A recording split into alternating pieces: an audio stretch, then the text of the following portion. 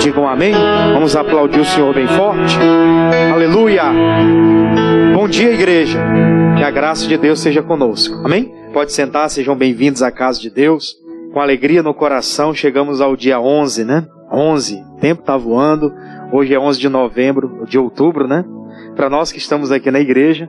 E para quem vai ouvir essa mensagem, é dia 16 de outubro. E nós estamos aqui juntos nessa concordância da palavra para ver a obra de Deus sendo confirmada em nossos corações. Amém? Você está feliz, sim ou não? Pastor, estou passando por umas lutas. Deixa eu falar uma coisa interessante para você. As lutas, elas são momentâneas e passageiras. Amém? Você vai ficar firme sempre. Diga graças a Deus. Porque é isso que a gente tem que colocar como meta dentro do nosso coração, irmãos. As nossas lutas, elas são passageiras. Você está enfrentando uma luta hoje. Não sei se você já parou para analisar. Mas teve um tempo da sua vida que você teve algum problema de saúde, que você passou um tempo tratando, medicando, lutando em prol daquilo. Aí você venceu aquilo, cessou. É ou não é? Aquilo foi um tempo. Voltou a sua vida ao normal. Só que adiante de nós vamos enfrentar outras batalhas. E é sobre isso que eu quero tratar com você hoje. Nós precisamos nos libertar de coisas passadas. Porque caso contrário, essas coisas elas vão sempre estar sendo rememoradas por nós. Aí eu queria abrir com você no Evangelho de Lucas. Daqui a pouco nós vamos estudar um pouquinho também no Velho Testamento. Mas nós vamos iniciar no Evangelho de Lucas. O capítulo é 1. O versículo é o 5. Você já conhece o versículo? Mas eu quero estudar só esse primeiro versículo com você hoje, que é a base da nossa mensagem. Olha só que interessante isso. Se libertar das direções passadas, das opressões passadas, das coisas passadas. Diz assim a palavra, Evangelho de Lucas, capítulo 1, versículo de número 5. Vamos ler então a palavra? Diz: Existiu, no tempo de Herodes, rei da Judeia, um sacerdote chamado Zacarias, da ordem de Abias, e cuja mulher era das filhas de Arão, e o nome dela era Isabel. Nós pegamos esse versículo inteiro, só que eu quero enfatizar com você um ponto apenas. Queria que você prestasse bastante atenção nisso. A Bíblia fala aqui que existiu no tempo de Herodes. E é esse tempo de Herodes que eu quero comentar um pouquinho com você agora. Se você for parar para analisar dentro da Bíblia Sagrada quem era Herodes, você vai observar que ele era uma figura um tanto quanto problemática, né? Que tinha problema com aquelas pessoas que poderiam se destacar mais do que ele. Herodes era ferrenho. Tudo o que ele queria fazer era prejudicar aqueles que, de alguma forma, pudessem sobrepor a ele. Só para você entender a questão, Herodes foi aquele responsável por matar as criancinhas, na época que Jesus nasceu, que os magos disseram, olha, aqui nessa região, na Judeia, vai nascer o rei dos judeus. Quando ele recebe aquela informação que um rei estava nascendo, ele diz, mas o rei aqui sou eu? Quem que pode sobrepor a mim? E aí, como os magos não voltaram para dar informação a ele, né, de onde o menino Jesus havia nascido, ele dá uma ordem dentro de toda aquela região. Qual foi a ordem? Ele como herói, como rei no caso, o Herodes. Ele disse, olha, todas as crianças de 2 anos para baixo faz o quê? Mata. José foi para o Egito com a criança, com Jesus e com a Maria. Por ordem de Deus, o anjo apareceu para ele numa visão na madrugada, e pela manhã cedo ele desce para o Egito. E a ordem foi, você só vai voltar para lá depois que Herodes morrer. Porque o Herodes era um rei cruel. Mandou matar todas as criancinhas de 2 anos para baixo. Houve um lamento lá em Israel. Raquel chorava os seus filhos. As mulheres choravam os seus filhos. Você imagina o que é isso? Você está com sua criancinha em casa ali, eu tenho uma criança de 1 ano e 9 meses. É aquela alegria toda, né? Imagina, a mãe está ali com a criança, ó, vem matar o teu filho porque foi o rei Herodes que mandou. Loucura, gente. Houve lamento em Jerusalém, na Judeia, por aquela ocasião. Tudo pela maldade desse bendito Herodes. E a Bíblia fala que Zacarias e Isabel viveram em que tempo? No tempo dele. No tempo dele. No tempo que ele presidia, que ele era rei, eles estavam lá. esse mesmo Herodes, ele morreu. Só que depois dele se levantou um outro Herodes, que era um da descendência dele. Esse aqui era conhecido como Herodes o Grande. Se levantou um Herodes chamado o Tetrarca. E esse Herodes o Tetrarca foi o responsável por mandar decapitar quem? Quem, pessoal? João Batista, tá todo mundo ligado. João Batista mandou decapitar João Batista. Veja a linhagem dessa raça em que Zacarias e Isabel viveu naquele tempo. Tempo difícil. Se a gente for trazer para os dias atuais, nós temos alguns Herodes aí, que tentam de forma direta ou indireta destruir as pessoas. Não tem intenção de beneficiar ninguém. Se for possível, eles até passam por cima. Se for possível, eles destroem mesmo. Então Herodes era essa figura complicada e Zacarias e Isabel viveram nesse tempo. E a gente vive tempos difíceis, que a gente tem que lutar para andar na palavra, para se consagrar, para não deixar nada atrapalhar a nossa vida. Aí eu queria deixar aqui marcado com você, vamos para o segundo livro dos reis. Vamos lá? O capítulo é o 18. O pastor Jamil comentou na quarta-feira sobre esse assunto. E eu estive estudando sobre esse capítulo e sobre a história do rei Ezequias. Eu quero falar não daquilo que foi tratado na quarta, mas de outras coisas. Diz assim a palavra, segundo livro dos reis, capítulo 18. Conversa com os irmãos aí, pessoal. Toda vez que o celular toca. Segundo livro dos reis, capítulo 18. Segundo livro dos reis, capítulo 18. O Ezequias, ele se tornou rei em Judá. E a Bíblia fala que ele fez o que era reto aos olhos do Senhor. Mas o pai dele, que era antes dele, o Acais, que era rei em Judá, ele tinha feito tudo que era mal. Tudo que você imagina que é de mal, o Acais havia praticado. Aí vem o Ezequias, que era o filho dele, assume aquela posição de rei no território de Judá, e ele começa a fazer as coisas diferentes do seu pai. Aí eu quero entrar nesse ponto com você. Segundo Reis, capítulo 18, versículo 1. Diz assim a palavra. E sucedeu que, no terceiro ano de Oséias, filho de Elá, Oséias reinava em Israel. Começou a reinar Ezequias, filho de Acais, aonde? Em Judá. Existiam os dois territórios, né? Israel e Judá. Reino do Sul e Reino do Norte. E tinha 25 anos de idade quando começou a reinar. E 29 anos reinou em Jerusalém. E era o nome de sua mãe, Abi, filha de Zacarias. E fez o que era reto aos olhos do Senhor, conforme tudo quanto fizera Davi seu pai. Este tirou os altos, e quebrou as estátuas, e deitou abaixo os bosques, e fez em pedaços a serpente de metal que Moisés fizera, porquanto até aquele dia os filhos de Israel lhe queimavam incenso. Ele chamava Neustã. E no Senhor, Deus de Israel, confiou de maneira que depois dele não houve seu semelhante entre todos os reis de Judá, e nem entre os que foram antes dele. Porque se achegou ao Senhor, e não se apartou de após ele, e guardou seus mandamentos, que o Senhor tinha dado a quem? A Moisés. Esse cidadão, ele foi uma referência, um exemplo. Porque ele pega todos os maus exemplos que o seu pai viveu, deixa aquilo de lado, não segue aquelas direções, e ele começa a olhar para o reinado passado de Davi. Diz a palavra que ele faz tudo conforme o período em que Davi era rei de Israel, que era uma referência, né? Então ele pega as boas referências e traz para a vida dele. Se ele fosse ficar observando a trajetória do pai, do que o pai havia feito, e tivesse copiado, provavelmente ele tinha feito tudo errado também. Mas o que chama atenção é que quando ele assume o reinado de Israel, de Judá, perdão, a primeira decisão que ele toma é: nós vamos fazer o que é bom aos olhos do Senhor, e fez tudo conforme Davi havia feito. Uma das coisas que Davi fez foi restaurar a casa do Senhor. É uma das primeiras decisões que ele toma, é restaurar a casa do Senhor.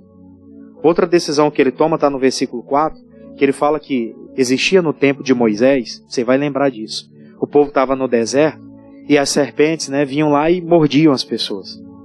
Quando aquilo acontecia, a pessoa ficava enferma. Deus deu uma ordem para Moisés naquela época: prepara aqui numa haste uma serpente de metal, e a pessoa olhando para aquela serpente de metal, a pessoa que foi mordida, ela vai ser liberta. Ela está olhando, ela tem uma referência, ela vai ser liberta. Mas isso era algo para aquele tempo. Até naquele instante, as pessoas ainda tinham aquela cultura de adorar aquela imagem lá da serpente. Como se aquilo ainda pudesse ter algum tipo de atuação na vida deles. E já não tinha mais. Primeira coisa que ele toma a decisão de fazer é: vamos quebrar isso aqui.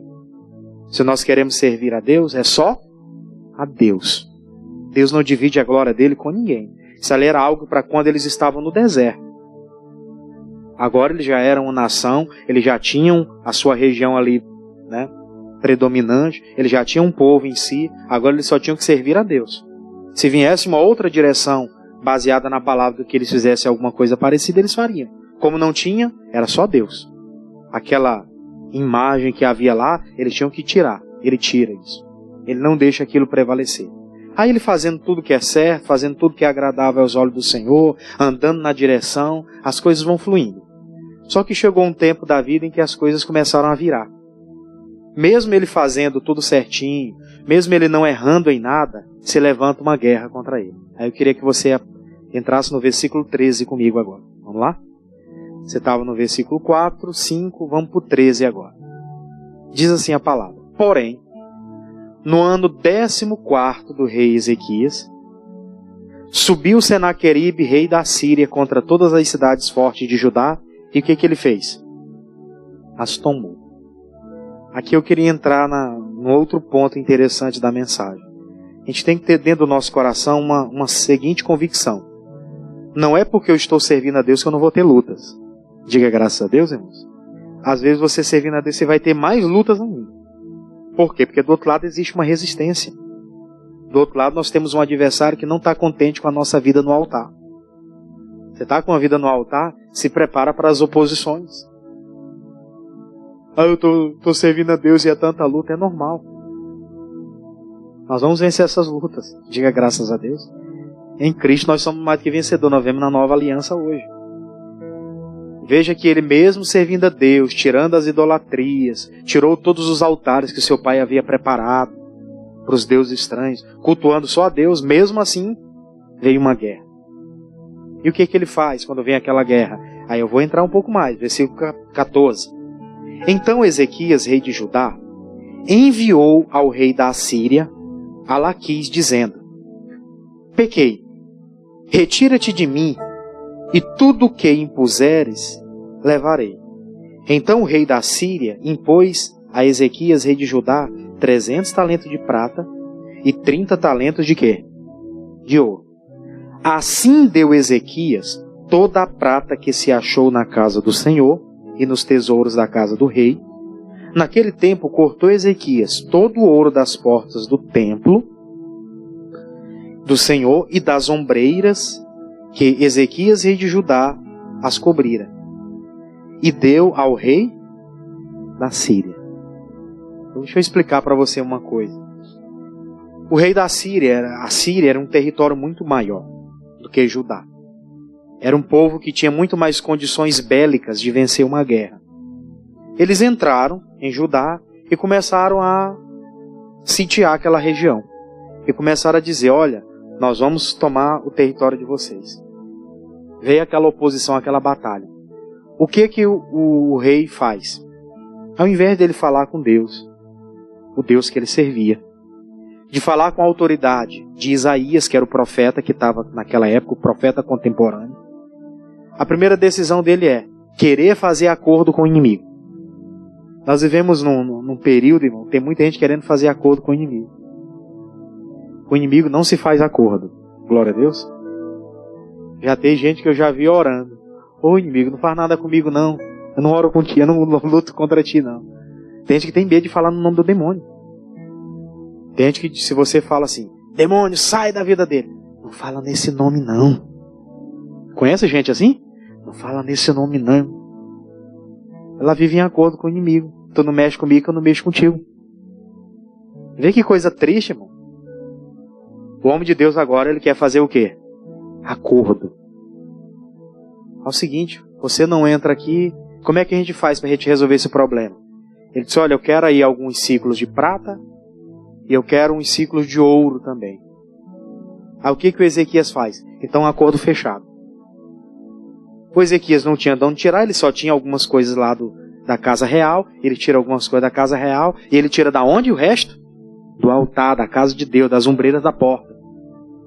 aquilo que foi feito para a casa de Deus, ele vai de lá, ele arranca para dar para o inimigo como acordo. Hoje não vamos arrancar nada da casa de Deus para dar para o inimigo. Isso aí não tem condições, né? Até porque se alguém arrancar alguma coisa da casa de Deus é roubo, né? Não pode fazer isso. Mas nós estamos às vezes arrancando da nossa vida. Tem gente que tem diminuído o tempo dela de oração.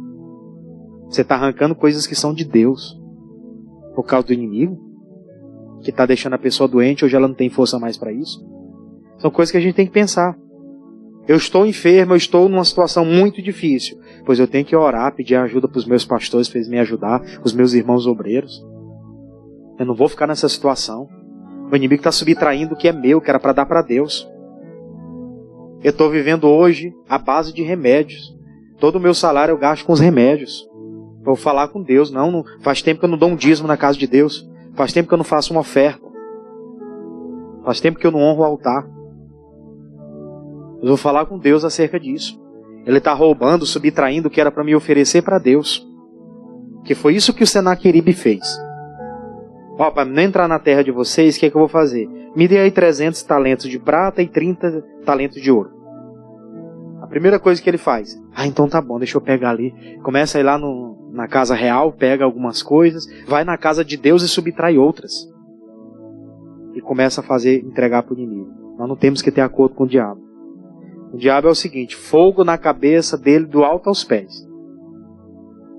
Glória a Deus. Não tem acordo, não tem esse negócio. Tu não mexe comigo, eu não mexo contigo. Eu vou mexer contigo sim, Satanás. Vou mexer sim. Ainda que não esteja mexendo comigo, eu vou estar em cima. Porque se não está mexendo comigo, está mexendo com os meus. É ou não é verdade? Então eu não vou deixar de lutar de jeito nenhum. Mas o que o diabo quer fazer com algumas pessoas? Intimidar. E ele tem conseguido isso, pastor? Tem, não tem, pastor? Tem muita gente intimidada. Muita gente intimidada. Com medo.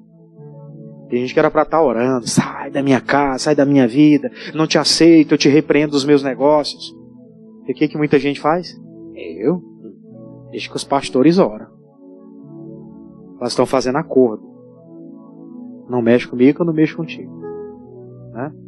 O triste era que ele poderia ter tomado essa decisão de lutar, de falar primeiro com aquilo pedir ajuda para aquele que podia ajudar ele. E ele não faz. Aí a leitura é muito extensa. Vou para o capítulo 19 com você. Olha só. Capítulo 19. Segundo livro aí dos reis. O capítulo é o 19. Vamos versículo 1. Olha só o que aconteceu. Ezequias viu que fazer acordo com o inimigo não ia dar certo.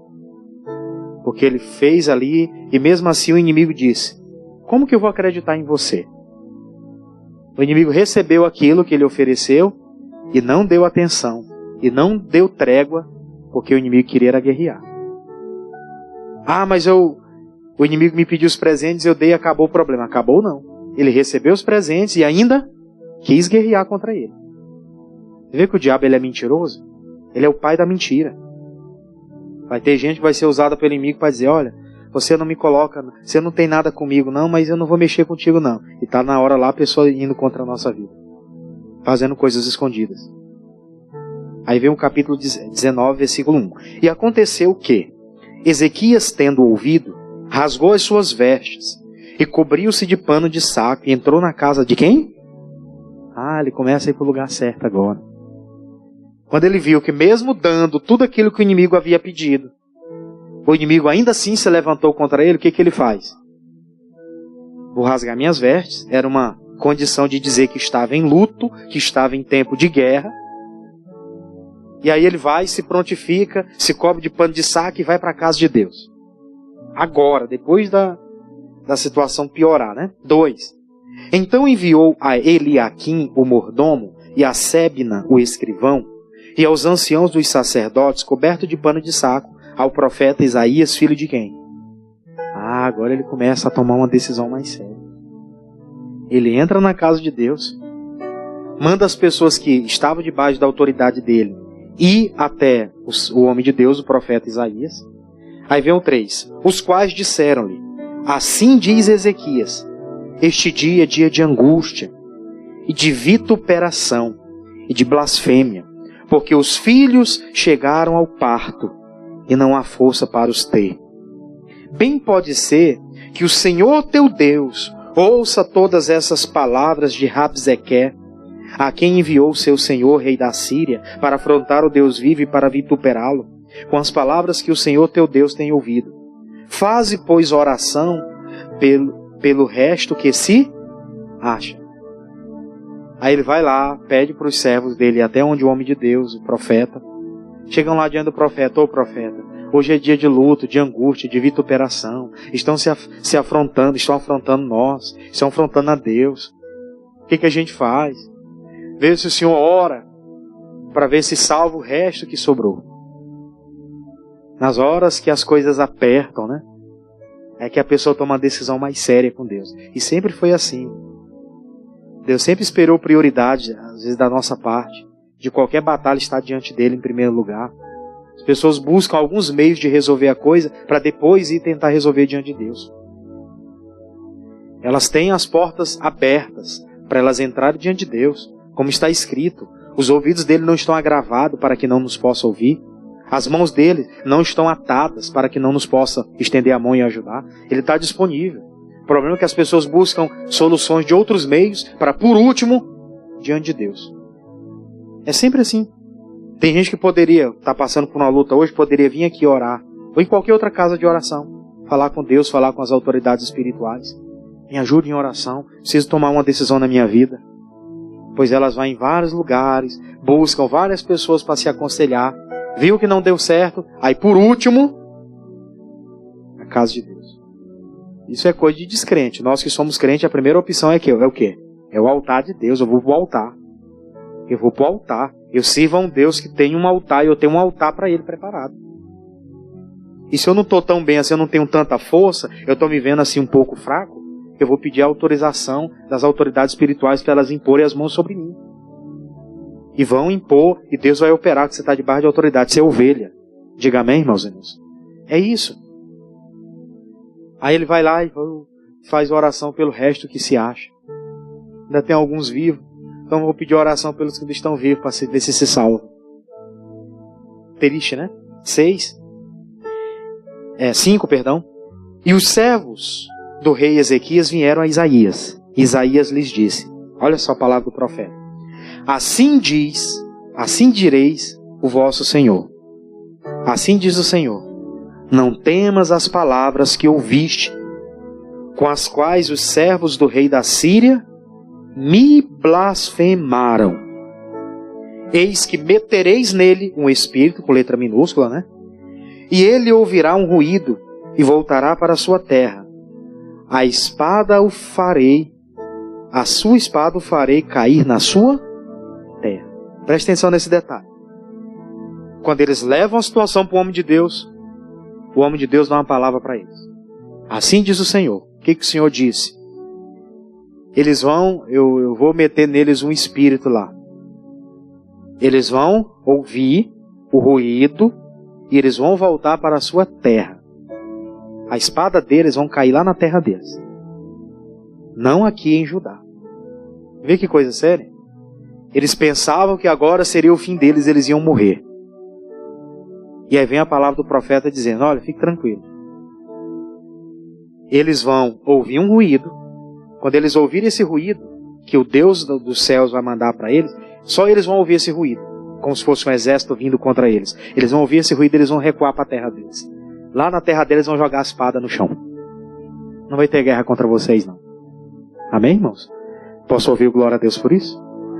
Né? Deus está falando a mesma coisa para a gente hoje. Se nós recorremos a Deus, Ele está dizendo, a espada dos seus inimigos vai cair lá na terra deles.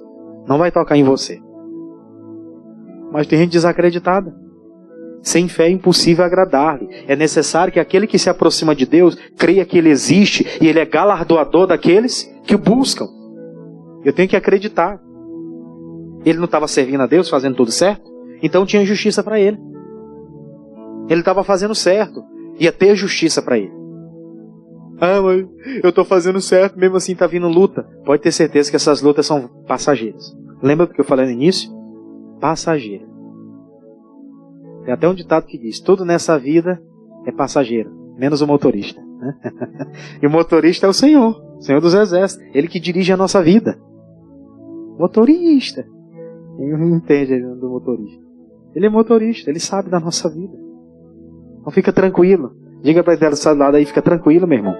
Diga aí, mas diga com fé mesmo. Fica tranquilo. Fica tranquila. Deus é contigo. Essa espada do inimigo vai cair por terra. Esse diagnóstico médico aí vai cair por terra.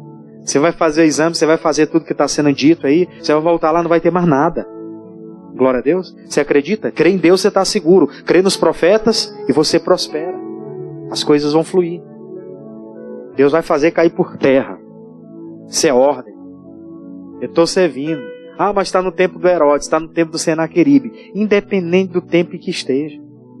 Quem está presidindo é o Herodes, ou quem está presidindo é o Senaqueribe. Quem está governando. Independente de quem está governando, a minha vida está com Deus. É quem governa é Ele. Amém, meus irmãos? Não tem espada que se levante que não possa cair. E vai cair. Aí Deus fala com ele isso. Aí eu quero chegar com você, né, agora no versículo de número 20. Pula porque a leitura é grande, né? Versículo 20. Depois em casa você lê com calma.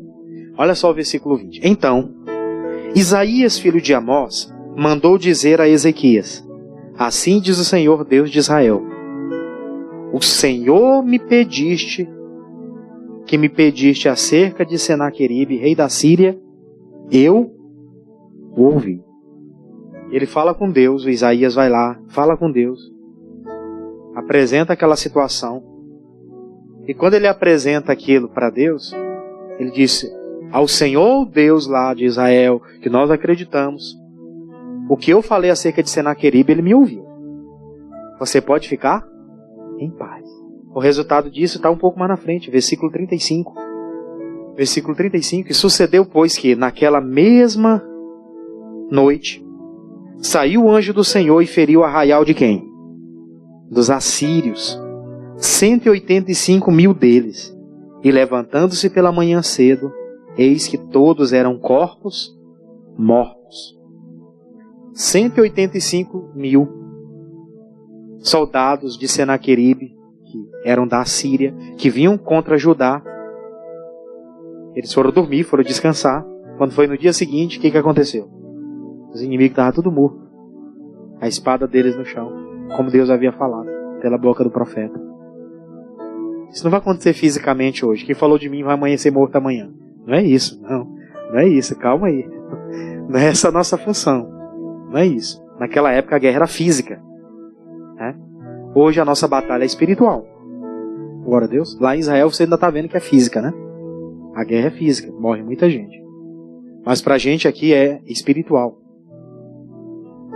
Os que se levantarem contra ti, Deus vai trabalhar na cabeça dele, no coração deles, para eles mudarem o comportamento deles. Senão a vida deles vão de mal a pior. Eles não vão morrer, não. Jesus vai dar oportunidade de salvação para eles também. Diga amém. Deus vai dar oportunidade de salvação para eles também. Porque Deus é misericórdia. E para finalizar, olha o 36. Então Senaqueribe, rei da Síria, partiu e foi. E voltou e ficou aonde? Em Nínive. E sucedeu que, estando ele prostrado na casa de Nisroque, quer dizer, seu Deus, Deus com D minúsculo, Adrameleque e Sarezé, seus filhos, o feriram o quê? A espada. Porém, eles escaparam para a terra de Ararate. E Esar-Adom, seu filho, reinou em seu lugar. Veja aqui o que aconteceu. Senaqueribe, que era o rei, conseguiu fugir, não morreu, a priori, entre os 185.000 homens, todos ficaram mortos, né? Amanheceram todos os inimigos mortos lá, se levantaram contra Judá, se levantaram contra Ezequias, todos mortos. Aí, o Senaqueribe foge, vai para Nínive, fica lá, achando que nada está acontecendo. Aí ele vai lá no templo de Nisroque, que era o Deus que ele acreditava, e estava lá prostrado diante de Nisroque, o Deus que ele serve. Aí ele fazendo toda aquela adoração e tal, ao Deus que ele crê, vem os 2 filhos que ele tem. Qual era o nome dos benditos? Olha o nome dos filhos dele. Adrameleque e Sarezé. Os 2, Sarezé e Adrameleque, foram contra o pai, ó. Mataram o pai. Diante da imagem que ele acreditava. Matou o seu próprio pai. E aí veio outro, Esar-Adom, e reinou no lugar. Os outros 2 fugiram, né? Mataram o pai e fugiram. e veio outro lá e assumiu o reino no lugar do pai. Assumiu a Síria, né? No lugar do pai, que era Senaqueribe. Independente, irmão, do que está acontecendo, da afronta que está vindo, tenha confiança que Deus está contigo. Glória a Deus. Fique nas direções que Ele vai dar. Continue fazendo certo, como Isabel e Zacarias faziam. Ah, mas quem está reinando é o Herodes. Pode ser o Herodes, pode ser o Orestes. O importante é eu que tenho que reinar. Eu vou reinar em Cristo. Glória a Deus. Ah, mas ele é ruim demais. Não importa. Eu sou bom. Essa é a diferença. Eu sirvo a Deus. Eu tenho comunhão com o meu Criador. Está levantando algumas guerras. Não faça acordo com o inimigo. O primeiro erro de Ezequias foi esse. Não, eu dou aqui o que ele está pedindo, o ouro, a prata. Ele leva e aí a gente cessa a guerra. Ele levou o ouro e a prata e ainda guerreou. Ele só não foi destruído porque o Ezequias tomou uma decisão séria. Eu vou diante do profeta, o homem de Deus, e ele tem uma palavra para me dar. O profeta, o homem de Deus, dá uma palavra. Né? Deus vai colocar um espírito neles e a espada deles vai cair na terra. Pode ficar tranquilo. Quando é no outro dia, os inimigos estão mortos lá. Sem poder fazer nada. E o nosso adversário também vai morrer. Quem, pastor? A enfermidade, a doença, o caroço, o nódulo, o medo, a insegurança, a tristeza, tudo isso tem que cair por terra hoje. E nós vamos para cima porque Deus é conosco. E se Deus é por nós, vamos aplaudir a Jesus por isso então. Amém? Aleluia! Fica de pé, vem diante do altar, coloca as suas causas no altar. Coloca aqui no altar. Você trouxe seu pedido? Coloca no altar. Não deixa nada para amanhã não, tudo é hoje. Hoje à noite você vai vir na vigília para se fortalecer mais ainda, diga amém? Mas agora você tem um acerto aqui diante do altar. Você colocou suas causas. Você não está colocando diante dos homens não. Você está colocando diante de Deus. Os homens vão ser colunas de oração para te ajudar. Mas diante de Deus está a sua causa. Esse altar é santo. Você acredita que o altar é santo? Você faz uma obra grandiosa na sua vida. Pode vir, coloca aqui. Pode espalhar aí. Isso. Nós não estamos fazendo promessa para qualquer um, não. Nós estamos apresentando a nossa causa ao Criador. Que criou os céus e a terra. Que é o que pode resolver o nosso problema hoje também. É com convicção de fé que Deus vai operar. Por que o Senhor pede para a gente vir para frente, pastor? Porque nós precisamos estar diante do altar. Isso aqui é simbólico. Deus não me ouve em qualquer lugar? Ouve, claro. Mas por que a gente pede para vir diante do altar? Porque diante do altar você tem a liberdade de expressar a Ele a sua fé. Glória a Deus. Você pode orar em qualquer ambiente. Deus vai te ouvir. Ele atende a sinceridade do nosso coração. Mas como ovelhas, a gente ouve a voz do pastor e a gente obedece, faz e Deus opera. Amém? Fecha os olhos, deixa eu fazer uma oração para você. Pai,